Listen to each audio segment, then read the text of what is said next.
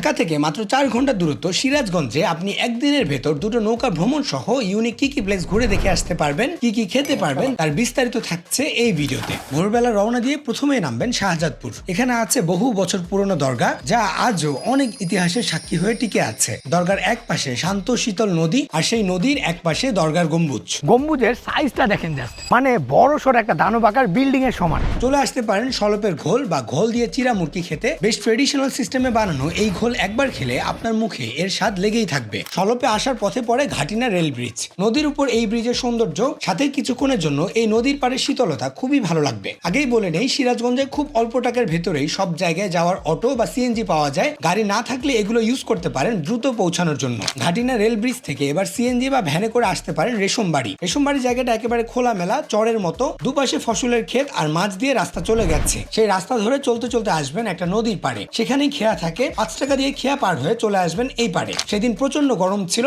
নদীতে, তাই গরমে নেমে পড়ি সবাই গোসল করতে। আর সাথে ছিল ডেটল আইসকুল সাবান, যা শরীরে মাখতেই এই গরমের মধ্যে একেবারে ঠান্ডা ও রিফ্রেশিং লাগছিল। ডেটলের এই সাবানটা একে তো 3 গুণ বেশি ঠান্ডা করে, তার উপর এটা আমাদের শরীরে যে দুর্গন্ধ সৃষ্টিকারী জীবাণু আছে সেটাকে 99.9% পর্যন্ত দূর করে দেয়। রেশমবাড়ি থেকে ফিরে আবার অটোতে করে চলে আসতে পারবেন রাউতারা সুইচ গেটের দিকে। এই জায়গাটাও বেশ রিফ্রেশিং, খোলামেলা আর সুন্দর। সুইচ গেটের ওপাশটায় অনেকে যায় গোসল করার জন্য, তবে জায়গাটা খুবই পিচ্ছিল, তাই যাওয়ার সময় বা এখানে থাকার সময় সব সময় সাবধানে থাকতে হবে। রাউতারা থেকে ফেরার জন্য আমি রেকমেন্ড করব নৌকা ভাড়া নিতে। সেখানকার ঘাটেই থাকে নৌকা। একটু দামাদামি করে নৌকা নিলে বেশ শান্তির একটা নৌকা ভ্রমণ করতে করতে আশেপাশের জেলেদের এবং চর এলাকার মানুষের জীবনযাপন দেখতে দেখতে পৌঁছে যাবেন বাঘাবাড়ি নৌবন্দর। বাঘাবাড়ি নৌবন্দর মূলত দেশ বিদেশের বিভিন্ন প্রান্তে পণ্য আনা নেওয়ার কাজে ব্যবহার করা হয়। এখানে একটা রিফ্রেশমেন্ট ব্রেক নিয়ে সোজা রওনা দিয়ে দিতে পারেন এনায়েতপুরের দিকে। শাহজাদপুর মেইন শহরে আপনারা পাবেন এনায়েতপুরে আসা সিএনজি। এখানে গোলাম হোটেল নামের একটা ভাতের হোটেল আছে, যা অলরেডি বেশ ফেমাস। চাইলে এখানে আপনারা দুপুরে লাঞ্চ বা খাবার দাবার সেরে নিতে পারেন। লাঞ্চ শেষ করে সোজা গন্তব্য সিরাজগঞ্জ মেইন শহরের দিকে। এখানে আছে যমুনা নদীর তীর ঘেঁষে বানানো বিখ্যাত চায়না বাঁধ। বাতাসের শক্তিকে কাজে লাগিয়ে বিদ্যুৎ উৎপাদনের জন্য স্থাপন করা হয় 8টি উইন্ড টারবাইন, যে টারবাইনগুলো পরিবেশ বান্ধব নবায়নযোগ্য জ্বালানি হিসেবে বাতাস থেকে বিদ্যুৎ উৎপাদন করে।